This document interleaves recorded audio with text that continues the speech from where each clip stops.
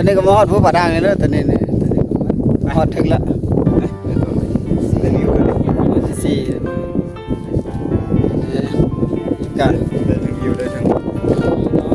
ใช่เบิ่งวิวทั้งปีวิวงามวิวงามวิวสวยงามดี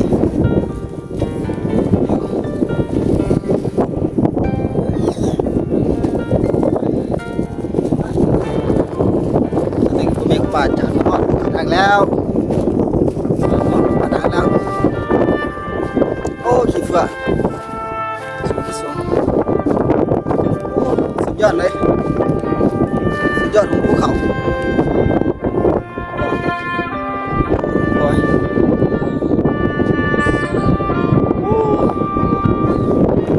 เลยผู้ได้ผู้วายเถอะโอ้โหสุดยอดเลย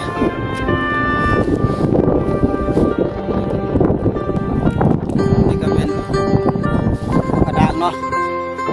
โอ้นี่ก็บ่วิวธรรมชาติสวยงามดีโอ้มาถึงแล้ววิว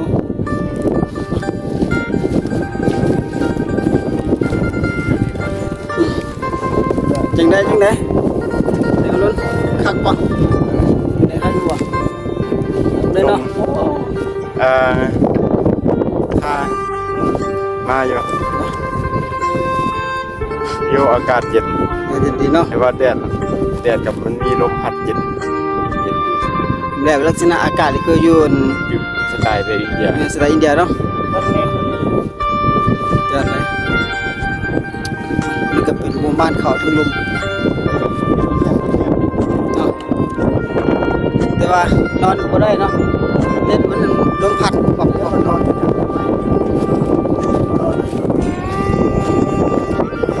มันมีหิน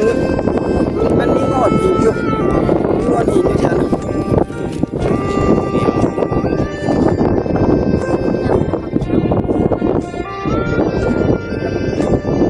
อันนั้นเพื่อน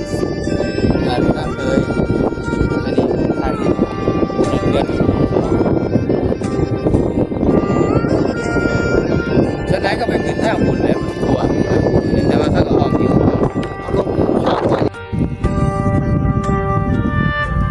บรรยากาศธรรมชาติภูเขาควายอันนี้มันเป็นภูผาด่างวันนี้ก็ได้ขึ้นมาฮอด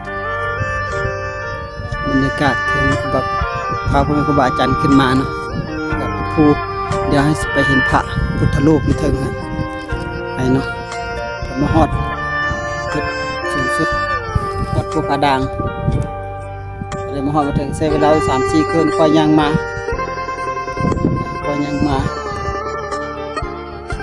ก็ถือว่าบ่เมื่อยหลายปานใดเมื่อยก็เมื่อยตอนปีนภูนี่ก็เมื่อยอยู่เนาะเมื่อยพอสู้ได้อยู่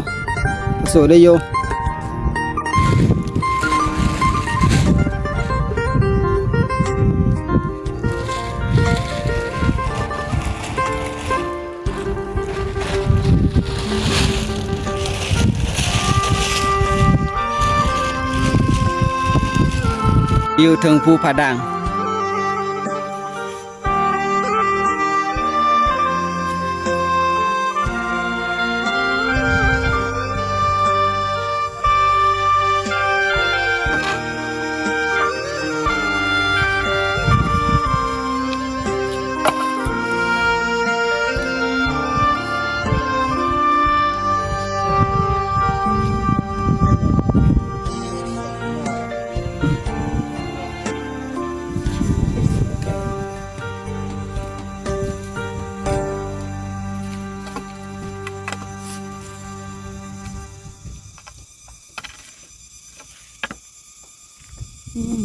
เป็นขนาดเนาะแต่ขี้เฟื่องเทิงโพยกลับไปโพยโอ้ยอยากมีโดรนได้ขึ้นบินเนาะเก็บภาพอันได้โดรนมานี่ครับบินอ้อมบ่เห็นมุมทุกมุมเก็บโพย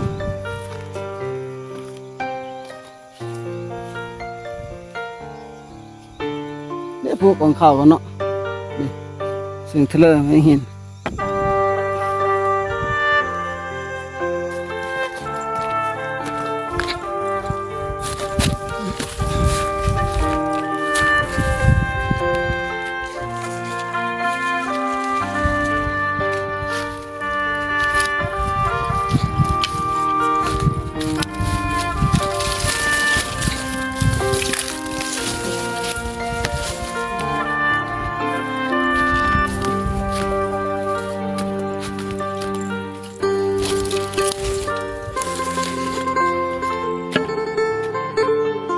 รูปเก่าแก่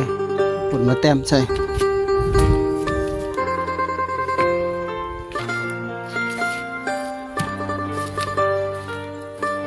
เป็นพระรูปเก่าแก่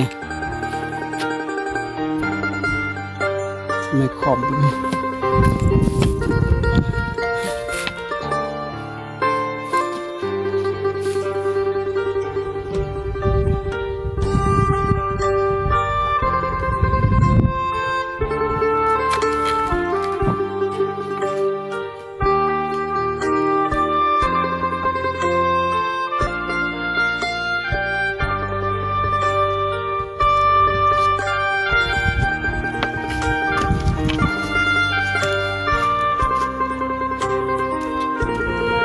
นี่แหละมาฮอดมาถึงแล้วโพปาดังวัดสถานที่พุทธรูปเก่าแก่มีอายุเก่าแก่เติบอยู่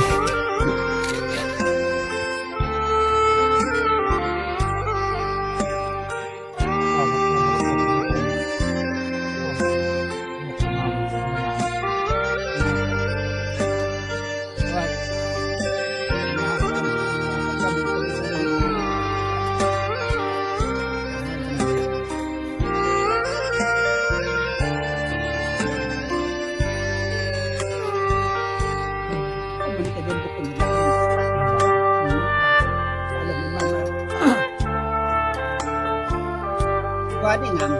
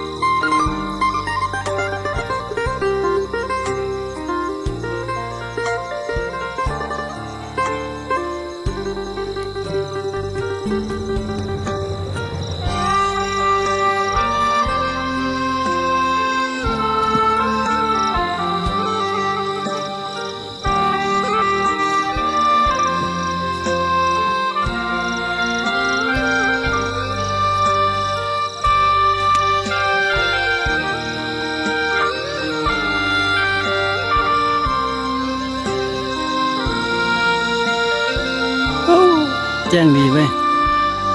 นี่เต้นครูบ้านนอนอยู่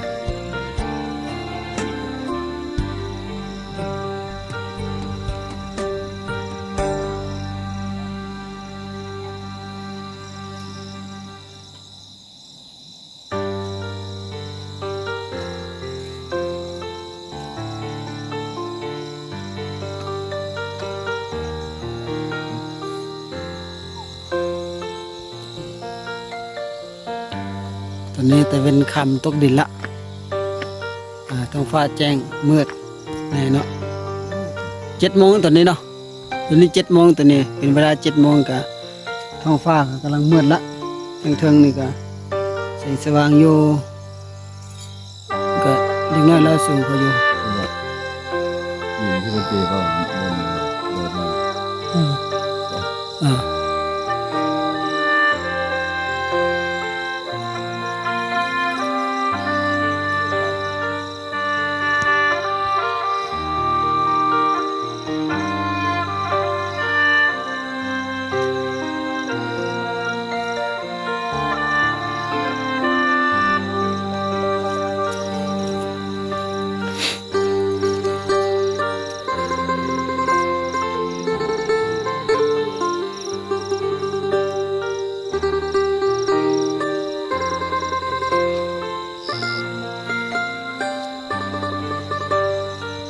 เมืองไม่กันหลายเลยตอนนี้ก็อยู่ภาพบรรยากาศภูผาด่างเนาะอยู่เทิงภูเขาไฟนี่มันผาด่างเนาะบรรยากาศตะเวนก็โอ้กำลังลงกำลังลงตะเวนกำลังขึ้นเลยภาพบรรยากาศเทิงภูผาดอยให้ดูภาพนี่ภาพพุทธรูปนี่พระเก่าแก่นี่พระเก่าแก่เนาะนี่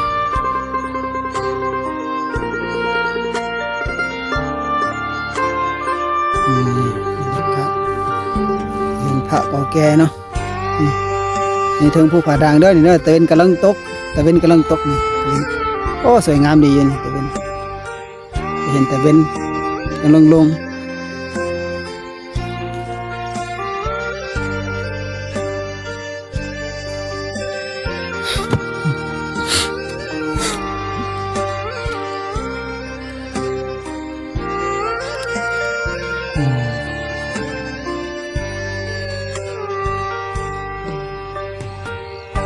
ตะเวนกำลังลง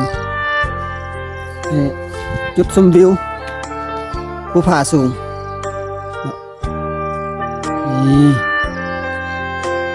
ว่าอาจารย์เฮาเกิดมาวันนี้มาพักอยู่นี่คืนนึงเนาะเดินเช้าก็สิลงทางนี้ละลงยาวเห็นลงไปแล้วตามสันโพลงไปเดินพุ่นล่ะเดินตัวนั้นเราก็ลงไปอีกพุ่นจุดเป้าหมายคือหมู่บ้านนั้นพุ่นหมู่บ้านนั่นล่ะหมู่บ้านนะบนแล้วก็ยาวไว้แล้วพุ่นละพุ่นละบ่นี่ไปทางคาสิโนพุ่นละนี่ขึ้นทางพุ่น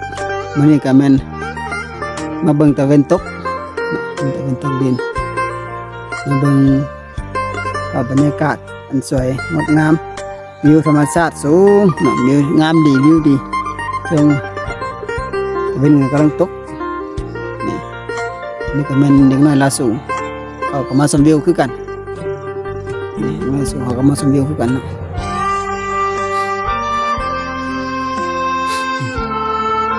วิวสวยงามดีเนาะวิวสวยงามดีวิวไปเมื่ออื่นนี่ก็ได้ลงลำเอิญลงจากภูผาด่างละแล้วปีนภูลายกับอยู่เทิงนี่กาดฮ้อนหลายผิวใหม่เบิ่ละผิวจะเป็น2 สีแล้วผิว อยู่ดุมบ่ได้ย่านด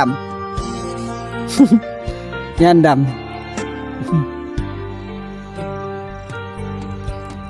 แล้วก็ว่าเองอยู่ดุมบ่ได้แต่ว่าย่านดำยาสิดำกว่านี้ตัวนี้ก็ยังดำแหละ หน้าตาก็ดำแหละบรรยากาศนะช่วงนี้น้ำมันลงบนน้ำมันแห้งเขื่อนน้ำมันแห้งเป็นเห็นดอนเป็นดอนเป็นภูเป็นผาไปดอนขมขมไปแห้งได้ข้าน้ำพอแห้งโอ้เท่านี้เต็มเลยนะเต็มแต่ว่าโชคดีโยน้ำมันแห้งโอ้แต่เห็นกำลังตกขอดลับฟ้านี่ความสว่างเริ่มหายไปความมืดเริ่มเกิดขึ้นมาความมืดกำลังเข้ามาครอบงำความสว่างเริ่มหายไปนี่ตะวันกำลังลง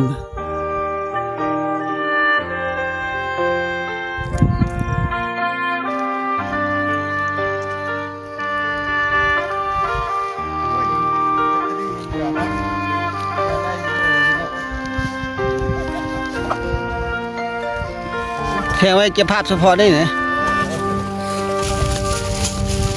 หลังยางลงเขาเนาะดัดแซนคาแถวหมู่บ้านคาสโน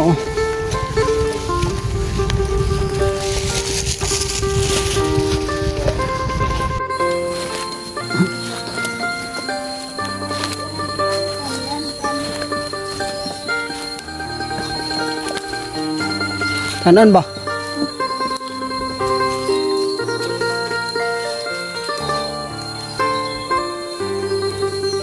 ลงปลาโดนทุดงซื้อโดนทุดงอีดีได้โดนทุดงผู้ผักเป้าน้ำควายบ่ พาไปน้ำควายบ่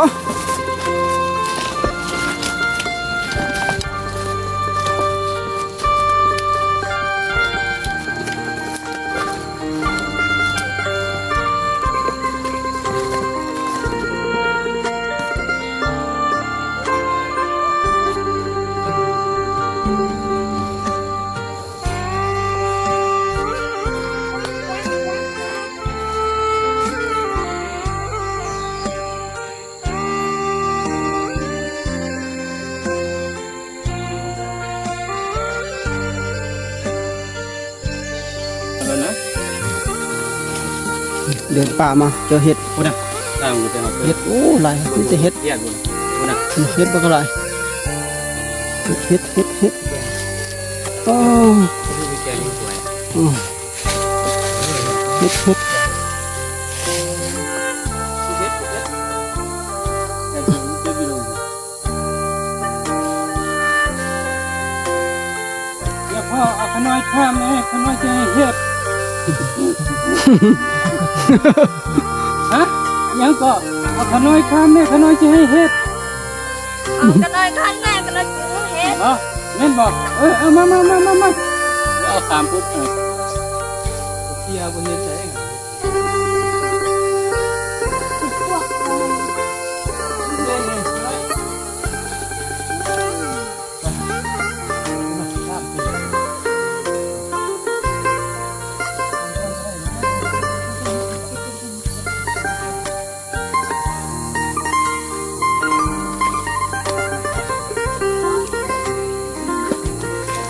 โอ้ยยังมีแบตไลท์ทนอยู่นะ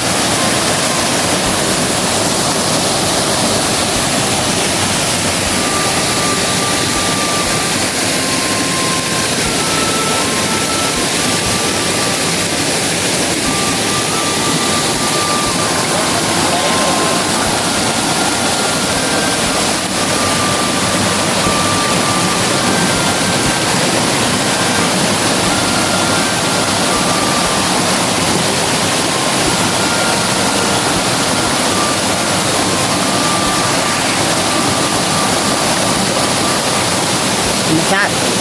น้ำตกตาด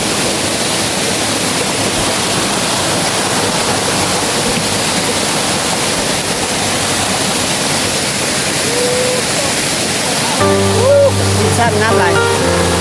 ธรรมชาติตกตาด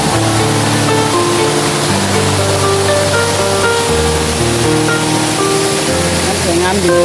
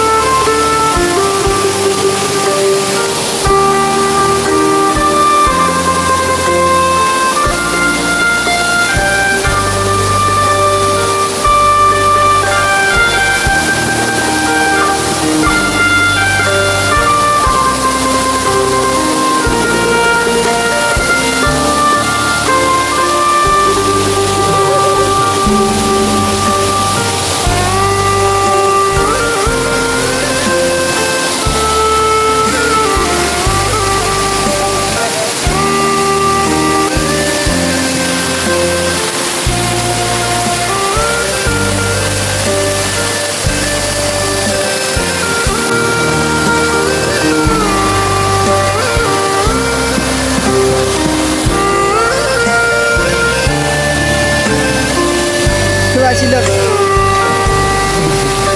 ว่านี่นะ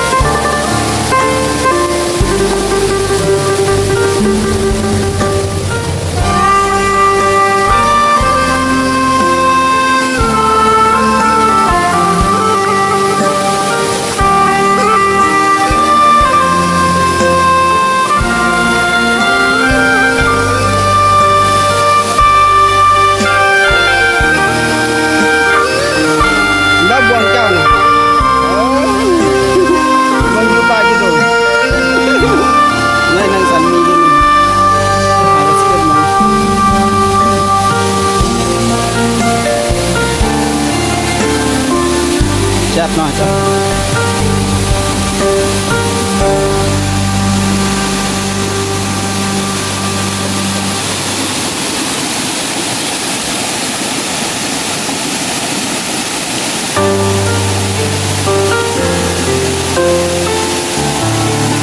ลงจะได้